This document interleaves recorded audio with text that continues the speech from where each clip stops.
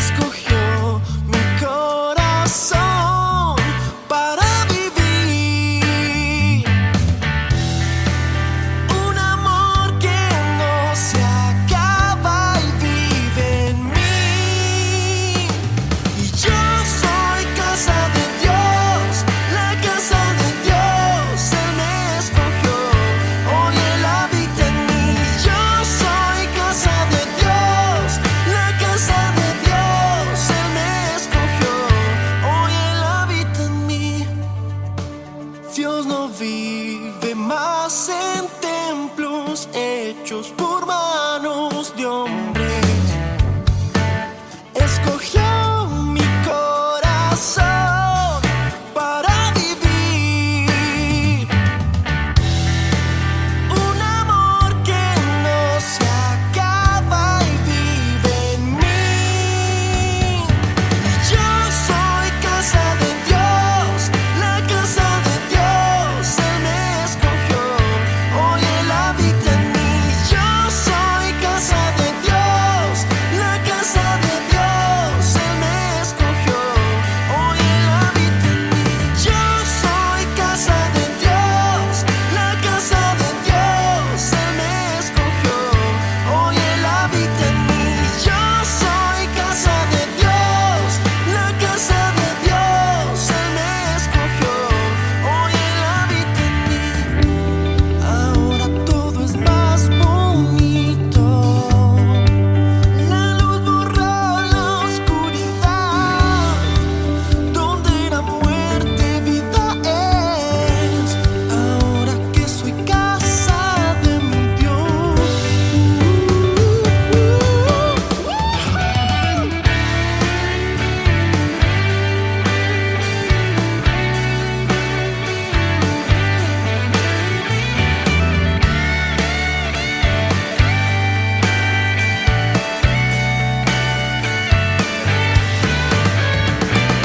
Yo soy casa de Dios, la casa de Dios. Él me escogió, hoy. Yo soy casa de Dios, la casa de Dios. Él me escogió y hoy habita en mí. Hola, muy buenas noches con todos. Qué gusto que me estén acompañando nuevamente en esta noche de sábado. Hoy seguimos con nuestro estudio bíblico. Los invito para que se pongan al día. Si hay personas que están llegando en este mismo momento en esta transmisión, pues los invito para que miren las playlists que tenemos tanto en YouTube como en Facebook, que se llaman Berea. Ahí ustedes van a poder mirar desde la primera transmisión, desde el primer capítulo, donde iniciamos este estudio bíblico, y se pueden poner al día, hacer una maratón de estudio bíblico. En este caso, estamos estudiando el libro de Romanos, estamos adentrándonos un poco más en el estudio de esta carta que es tan importante para nosotros, para nuestra vida espiritual. Ya estamos en la parte final del estudio del libro de Romanos. Hoy iniciamos el capítulo 14 de esta carta a Romanos, y por eso también los invito, si ustedes necesitan o quieren estudiar una carta en específico, un libro en específico, pues abro esta oportunidad para que me dejen un mensajito ahí en la plataforma en la que me estén mirando o escuchando en este momento, y me dejen alguna sugerencia para continuar con nuestro estudio bíblico e iniciar el estudio de otro libro de la Biblia. Así que si tú quieres estudiar un libro en específico, pues te invito para que me dejes esa sugerencia y lo abordaremos posteriormente. Así que hoy vamos a continuar con nuestro estudio de la carta de los Romanos. La semana pasada estudiábamos sobre la advertencia del tiempo. Recuerden lo que Pablo nos decía: el tiempo es corto, el tiempo cada vez se torna más complicado, y nosotros debemos invertir nuestra vida para el propósito que realmente quiere Dios para cada uno de nosotros. Y terminábamos hablando de unas características de las personas que no tienen a Cristo en su corazón, que no viven una vida espiritual. Veíamos una lista de pecados que de una u otra manera resaltan la vida sin Dios. Y bueno, hoy vamos a continuar, vamos a iniciar con la lectura de Romanos capítulo 14. Iniciemos de la mejor manera, te invito para que cierres tus ojitos, vamos a orar. Señor Jesús, gracias porque hoy te tenemos, Señor, cerca a nosotros. Espíritu Santo, te pedimos que seas tú enseñándonos, que seas tú trayendo, Señor, verdad y vida a nuestras vidas. Que nosotros, Señor, podamos entender lo que vamos a estudiar. Y lo más importante, Señor, que podamos ponerlo por obra. Que este sea un día de bendición para cada uno de nosotros y que tu luz brille en nosotros, para que nosotros también seamos luz para quien lo necesita. Hoy, Señor, estamos aquí todos reunidos, Señor, invitándote y queremos, Señor, que tú nos acompañes. Quedamos en tus manos, Señor. Amén y amén. Muy bien, mis queridos hermanos, vamos a abrir nuestra Biblia. Por eso los invito. Ahí, muy bien. Ya estamos ahí viendo la Biblia. Estamos situados en el libro, la carta a los Romanos, capítulo 14. Y vamos a leer el primer versículo. Vamos a leer solo un versículo, pero que tiene tanta importancia para nuestra vida. Romanos 14:1. Miren cómo se titula este capítulo. No nos juzguemos unos a otros. No nos juzguemos unos a otros. Y dice también el subtítulo, los débiles en la fe. Dice, recibid al débil en la fe, pero no para contender sobre opiniones. Solo versículo. Vamos a leerlo en otra versión. La palabra de Dios para todos. Dice, no nos juzguemos unos a otros. El versículo primero. Reciban bien en su grupo a los que tienen dudas y no dejen que esas dudas sean motivo de discusiones entre ustedes. En otra versión dice, haced que se sienta bienvenido entre vosotros el que es débil en la fe, pero no para luego poneros a criticarle sus escrúpulos. Y entonces, así se titula el estudio del día de hoy, respetar los escrúpulos. Vamos a leer la primera idea que está aquí en la diapositiva. Nos dice Pablo, se está refiriendo aquí a algo que puede que fuera un problema temporal y local de la iglesia de Roma, pero que se presenta con mucha frecuencia en las iglesias y requiere solución. Es una situación que ya se estaba presentando en la iglesia del primer siglo, pero que sigue siendo muy actual en estos días. Estamos viviendo alguna de las mismas situaciones que vivió la iglesia en esa época. Miren que en la iglesia de Roma parece que habían dos tendencias. Algunas personas creían que la libertad cristiana había desterrado los viejos tabúes, que ya no tenían sentido las antiguas leyes relativas a los alimentos y que ya no tenían sentido este tipo de leyes en la vida práctica del cristiano. Además que el cristianismo no tenía que ver con guardar ciertos días como si tuvieran un carácter especial. Es decir, esta primera tendencia estaba en contra de seguir con las mismas reglas, con las mismas leyes que se aplicaban antes de Cristo. Y ellos consideraban que estas leyes los esclavizaban y que Cristo vino a darnos libertad. Cristo viene a darnos libertad. Pablo deja bien claro que esta realmente es la actitud de la verdadera fe cristiana. Pero ¿qué pasa? Por otra parte, había otra corriente. Habían otras personas que estaban llenos de escrúpulos. ¿Sí? ¿Y qué pasa? Estas personas creían que no se podía comer carne y que debían cumplir rigurosamente la ley, especialmente la ley del sábado. Pablo entonces llama a estas personas escrupulosas y en algunas traducciones se los llama débiles en la fe. Débiles en la fe. ¿Sí? Aquí en la Biblia que nosotros tenemos aquí abajo dice, reciban bien en su grupo a los que tienen dudas y no dejen que esas dudas sean motivo de discusiones entre ustedes. Son personas que llegan a las iglesias, que llegan a los grupos de oración, que llegan a las reuniones y que aún tienen tantas cosas en su vida que los hace dudar frente a ciertas cuestiones, o aún peor, que tienen una doctrina errada del cristianismo y que pueden venir de un grupo, de una iglesia, inclusive de sectas, con algunos vicios y algunos pensamientos que no se acoplan realmente a la libertad de la vida cristiana. Pablo entonces aquí lanza una advertencia desde ya, imagínense, desde ese primer siglo, les está diciendo: reciban bien en su grupo a los que tienen dudas.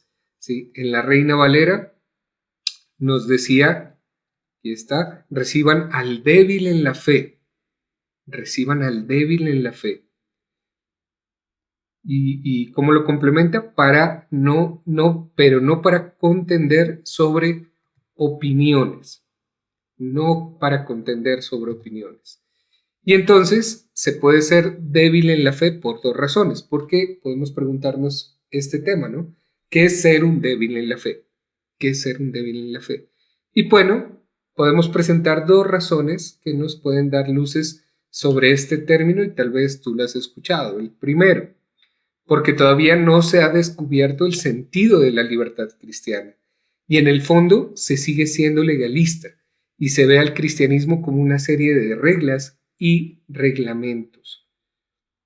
Es decir, una persona que es considerada débil en la fe realmente no ha descubierto la libertad cristiana y siguen todavía amarrados a ese fondo legalista de ver al cristianismo como una serie de reglas y de reglamentos, que si se siguen al pie de la letra, pues se está agradando a Dios. Realmente, Pablo aquí nos muestra otra circunstancia y nos muestra a este tipo de personas como débiles en la fe, porque ellos están poniendo su creencia, lo que ellos creen, su fe, en unas reglas que están por fuera totalmente de la vivencia del cristianismo. Lo que nos acerca a Dios no es lo que nosotros hacemos, no es la liturgia, no es las formas externas que nosotros como seres humanos tenemos a veces para acercarnos o creemos que esas cosas nos acercan a Dios. Cuando Jesucristo vino a esta tierra, cuando Él vino a rescatarnos, cuando Él muere en esa cruz y resucita, realmente nos da una vida de libertad. Él está rompiendo el esquema que venía de su tiempo. ¿Por qué? Porque Él se fue en contra de todos los grupos que seguían la ley al pie de la letra. Recuerden a los fariseos, los saduceos, eran grupos que eran muy legalistas, que ellos consideraban que si cumplían la ley a rajatabla, pues iban a estar cerca de Dios. Pero su vida personal, su vida familiar, Jesús la comparó como sepulcros blanqueados, como tumbas. Jesús decía, por fuera son muy hermosos, se visten elegantemente, oran en las plazas como personas santas, pero su vida es como una vida, como una tumba. Está totalmente por fuera de lo que Dios quiere. Y por eso nosotros debemos entender este punto y es tan importante para nuestra vivencia como cristianos. Nosotros no podemos disfrutar una vida cercana a Dios, una vida espectacular, una vida llena de felicidad, una vida en donde en cada momento descubramos la belleza del Señor, la belleza de la vida, si nosotros seguimos apegados aún a un sistema de reglas, de liturgia, y creemos que si nosotros realizamos esas cosas, pues le vamos a agradar a Dios. Muchas veces esclavizándonos de esas cuestiones, de eso que nosotros creemos que nos acerca a Dios. Realmente Dios quiere que nosotros nos deshagamos de esas cuestiones externas que pueden ser importantes. Nadie está diciendo que no. La práctica de la liturgia es increíble porque tenemos momentos de adoración, de alabanza, de palabra, donde nos interactuamos con nuestros hermanos y hermanas, donde estamos juntos, donde podemos compartir, pero ese no es el centro de la vida cristiana. Nosotros debemos desterrar la idea de que Dios únicamente se encuentra en esas cuatro paredes, en esos momentos específicos donde nosotros vamos a una iglesia y vamos a tener momentos de adoración, de alabanza, de palabra, y lo dejamos ahí a Dios. Y después por fuera, pues nos dedicamos a nuestra vida, pero dejamos por fuera de la ecuación de nuestra vida al Señor. Dios quiere que desterremos esa idea y que esos momentos sean parte integral de nuestra vida cristiana. Nosotros no podemos desligar la liturgia de nuestra vida secular. La vida del cristiano es integral. La vida del cristianismo es una vida 360, es decir, que cubre todas las cuestiones. Aquí Pablo nos está diciendo que estas personas que siguen apegadas en esa creencia de que por cumplir ciertas cuestiones están cerca a Dios, pues Pablo aquí los describe como débiles en la fe. Débiles en la fe. Vamos a la segunda razón por la que una persona puede ser considerada como débil en la fe. Porque uno no se ha liberado todavía de la fe en la eficacia de las obras y cree que puede ganar el favor de Dios haciendo ciertas cosas y renunciando a otras. Miren que en el fondo una persona está intentando ganarse esa relación con Dios y ¿qué pasa? Y no ha aceptado el camino de la gracia. Todavía está pensando más en lo que él puede hacer por Dios que en lo que Dios ha hecho ya por él. Es algo tan importante en nuestra vida vivencial como cristianos. Entender que nuestra relación con Dios es pensar en lo que Dios ha hecho por nosotros y no en lo que nosotros humanamente podemos hacer por Él, porque nosotros no podemos hacer nada para acercarnos a Dios humanamente hablando, porque Dios mismo se encarga de esa relación. Cuando Jesucristo viene a este mundo, cuando Jesucristo muere en esa cruz y resucita, recompone esa relación con Dios y ahora nosotros podemos caminar por medio de su gracia, siendo sus hijos, pero siendo también sus amigos, que es tan relevante entender que Dios no está ya lejos y que nosotros como seres humanos podemos hacer unas obras, podemos hacer algo, podemos cambiar nuestra vida, podemos hacer tantas cuestiones con el fin de lograr llegar al trono de la gracia y de que Dios nos mire por lo que hacemos. Esa no es la relación con Dios correcta, porque ahora por medio de la gracia nosotros podemos tener a Dios como nuestro Padre, pero también tenerlo como amigo. Ahora tenemos al Espíritu Santo a nuestro lado y nos acompaña en todo momento. Si nosotros empezamos a descubrir esa verdad, nuestra vida va a tener un salto y vamos a pasar de ser débiles en la fe a personas que realmente ya empiezan a ver la vida espiritual desde otra perspectiva. Lo importante es que nos deshagamos de estas cuestiones, nos deshagamos de pensar que por nuestras obras nosotros podemos llegar a agradar a Dios o que nosotros podemos buscar el favor de Dios por lo que nosotros, por lo que nuestras obras pueden hacer. Nuestra vida espiritual realmente, como hemos hablado, es una vida 360. No se excluyen a las buenas obras, no excluye el que nosotros seamos buenos cristianos. Recuerden en los capítulos anteriores que hablábamos de esto, de la relación con el Estado, de la relación con nuestros hermanos, de la relación con la sociedad entera, de la relación espiritual que nosotros debemos tener. Así que la vida del cristiano es integral. Si nosotros llegamos a entender esto, vamos a experimentar la libertad que Dios nos da. Y entendiendo bien la libertad, no como libertinaje, que es muy distinto. La libertad en Dios realmente nos libera de todo vicio, nos libera de toda actitud, de toda circunstancia que no nos deja vivir plenamente una vida espiritual. Miren que Pablo exhorta a los hermanos fuertes a recibir con cortesía a los hermanos débiles y que no se los asedie constantemente con sus críticas. Miren que este problema no se limitó únicamente a estos días donde Pablo está escribiendo. Aún sigue habiendo iglesias con dos puntos de vista. Uno es un punto de vista liberal, ¿sí? ¿Qué pasa? Que estas iglesias no ven ningún peligro en muchas cosas y consideran que ciertos placeres inocentes no tienen que estar en contra del evangelio. Y hay otro extremo, hay otro punto de vista mucho más estrecho que se ofende de muchas cosas que los más liberales consideran aceptables.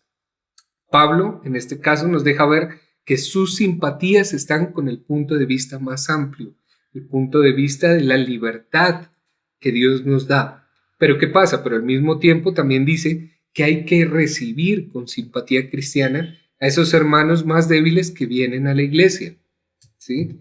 Ven que cuando nos encontramos con alguien que tiene un punto de vista más estrecho, hay 3 actitudes que debemos evitar. Así que si tú te encuentras con alguna de estas personas que aún sigue considerando que la liturgia, que las obras son importantes, pues miremos estas actitudes que nosotros debemos evitar cuando estemos al frente de una de estas personas y hablemos de algunas cuestiones. Lo primero que debemos evitar es que nosotros debemos evitar la irritación. La irritación.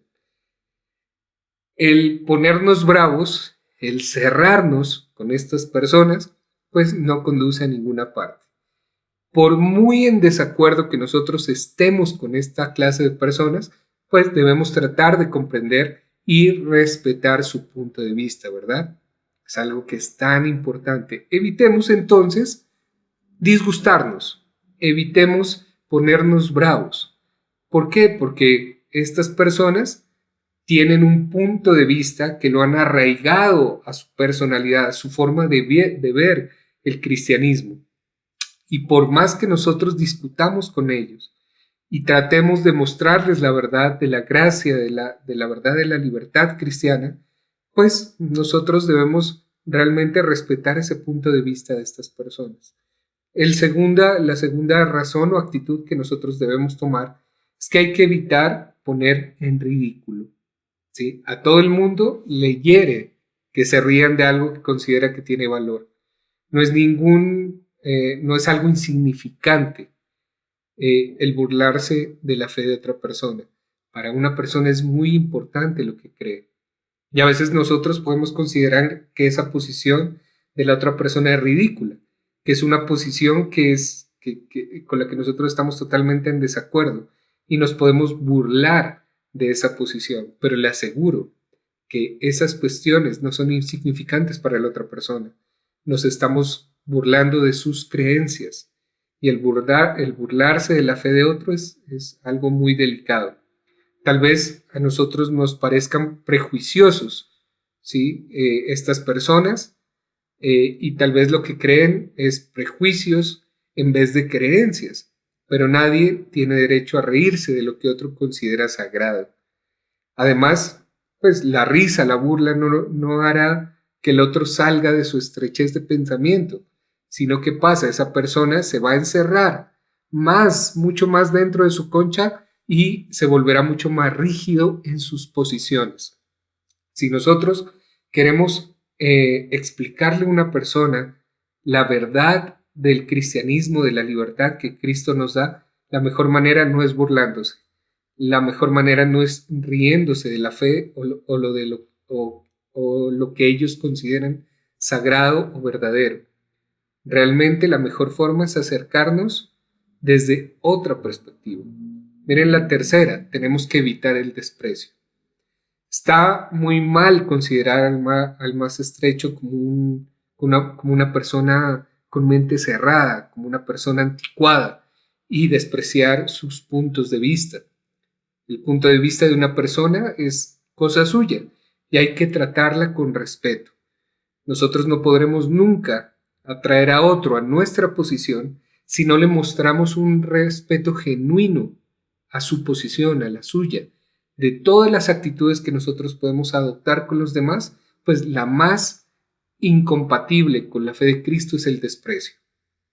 Nunca debemos acercarnos a una persona con esta actitud, una actitud pues sobradora, ¿no? Que trata a los demás como personas ignorantes o que no están haciendo lo correcto. Esa es una de las actitudes más incompatibles con el cristianismo, mirar a una persona con desprecio. Miren que antes de concluir con este versículo, tenemos que advertir que podríamos encontrar otra traducción perfectamente posible de este mismo versículo. Podemos encontrar la siguiente traducción: haced que se sienta bienvenido entre vosotros es el que es débil en la fe, pero no le metáis enseguida en discusiones sobre cosas que solo pueden suscitar dudas. Hay cristianos cuya fe es tan fuerte que no hay cuestiones ni debates que le puedan hacer vacilar. Aunque hay otras personas que tienen una fe sencilla, una fe débil, que se pueden inquietar innecesariamente en estas discusiones. Y a veces nosotros nos metemos en problemas de discusiones teológicas, que tal vez a una persona no le van a afectar su creencia, pero hay personas que son débiles en la fe que pueden estar siendo afectadas por esta clase de discusiones. Miren que las dos actitudes puede haber nobleza o extremismo perjudicial, porque a veces, ¿qué pasa? El fuerte cae en el orgullo de considerarse superior y despreciar al débil. ¿Por qué? Por su ignorancia o por sus escrúpulos. O igualmente la contraparte, ¿no? La persona débil igualmente, dándoselas de verdaderamente creyente y piadoso, pues critica al fuerte por su intelectualismo mundano y su libertinaje. Puede que en nuestro tiempo pues guste más de la cuenta discutir por discutir. A veces nos metemos en discusiones que no nos llevan a ningún lado.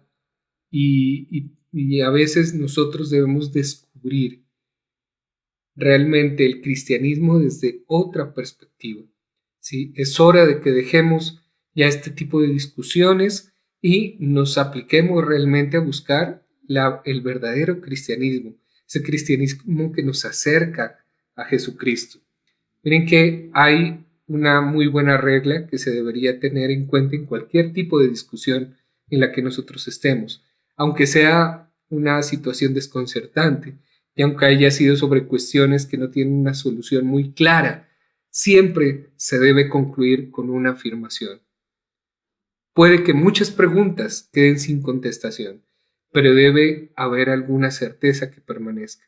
Siempre va a haber un punto central que nos va a unir y sobre esos puntos de unión debemos converger y no debemos perder de vista que las discusiones que a veces en las que nos enfrascamos con otros hermanos, pues nos pueden alejar realmente del fin que Dios quiere para nosotros. A veces estas discusiones son tan innecesarias dentro del contexto del cristianismo que nosotros debemos realmente preocuparnos por nuestra vida espiritual y por acercarnos mucho más a esa vivencia que Cristo quiere para nosotros. Bueno, mis queridos hermanos, quedemos ahí por hoy. Ya hemos avanzado en el estudio de este versículo, un solo versículo que es tan importante y que realmente nos muestra la libertad que Dios nos da para vivir el cristianismo desde otra perspectiva. Entender que el cristianismo es integral, que la libertad que Cristo nos da es maravillosa. La próxima semana vamos a seguir estudiando este capítulo 14. Ya nos queda muy poco para terminar este libro de Romanos, así que también les estoy reiterando la invitación. Si quieres que estudiemos un libro en específico de la Biblia, pues escribe en los comentarios qué libro te gustaría que estudiemos. Terminemos de la mejor manera, vamos a orar. Gracias, Señor, por este tiempo que nos has dado, este tiempo maravilloso, este tiempo donde hemos compartido como hermanos. Y te pedimos, Señor, que sigas acompañándonos, que realmente nos muestres la grandeza de la libertad que nos has dado por medio de tu gracia, que nosotros podamos experimentar esa vida maravillosa que nos has dado, Señor, y que podamos ser un testimonio tuyo. Gracias por este tiempo que nos has dado. Quedamos en tus manos. Amén y amén. Mis queridos hermanos y hermanas, también los estoy invitando para que hagan parte de esta campaña que hemos iniciado, que es una casa para la casa. Si aún no lo sabes, mira este video para que puedas enterarte de todo lo que estamos haciendo y ya volvemos en unos segundos.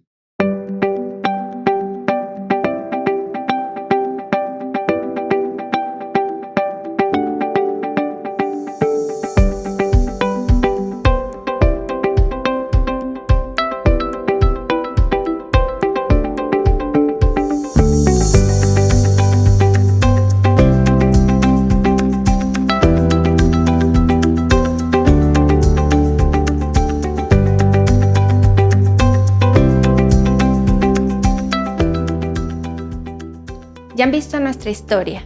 Hace muchos años venimos sirviéndole al Señor. Nosotros lo hicimos por mucho tiempo en Colombia, en Pasto, Colombia, levantando una obra con personas maravillosas que hicieron parte de todo lo que Dios hizo en nosotros y con nosotros allá en esa tierra. Ahora son otros pastores los que quedaron en la obra que nosotros pudimos levantar con tanto amor y esfuerzo en esa ciudad. Y estamos ahora aquí en Quito, Ecuador, siguiendo la voz de Dios, siguiendo el llamado que Dios nos ha hecho. Y nosotros tenemos un sueño. Ese sueño arde en nuestro corazón y queremos que también esté en el tuyo. Y es levantar una casa para Dios aquí en Ecuador, en la mitad del mundo, porque sabemos que es un lugar estratégico donde Dios hará cosas maravillosas. Entonces nosotros, para que tú te puedas unir y para que en tu corazón pueda estar el dar para la obra del Señor, hemos hecho esto. Esta historia continúa y por lo tanto sigue con una casa para la casa. Así hemos llamado esta campaña. Están estas casitas que son alcancías. Estas casas son hechas a mano por mi esposa, por Carte, por la microempresa que tenemos acá de artesanías. Son alcancías que tú vas a tener la oportunidad de tener.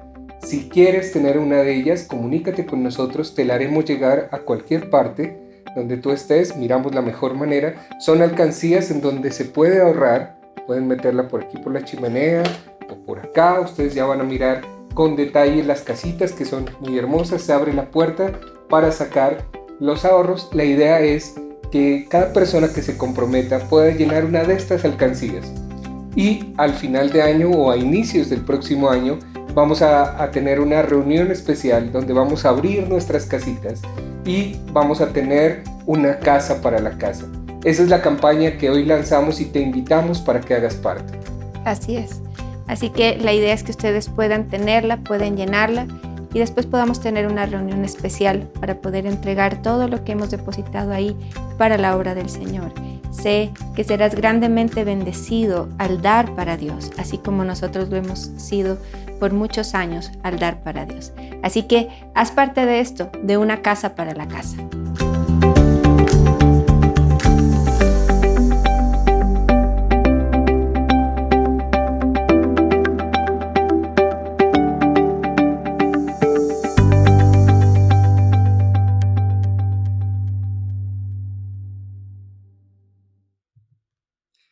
Bueno, ya saben la manera entonces en que pueden hacer parte de esta campaña.